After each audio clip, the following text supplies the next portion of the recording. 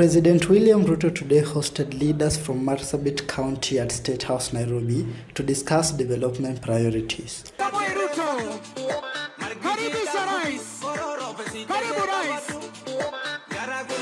The meeting focused on improving infrastructure, healthcare, education, and security.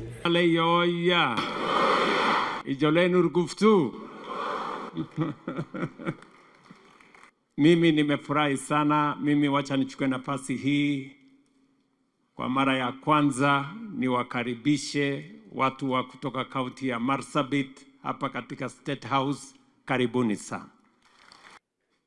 Pale nyuma matibabu ilikuwa imeanza kuwa starehe ya watu wenye wako na kazi, wale wako na ajira, wale wako na uwezo, ilhali kila mtu anakuwa mgonjwa.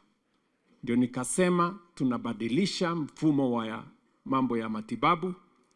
Tunataka kila Mkenya apate nafasi ya kutibiwa. Hiyo kiwanja ya elimu tumenyorosha vizuri, kwa sababu mimi naamini ya kwamba hatutaki hata mtoto mmoja Kenya akose nafasi ya kusoma.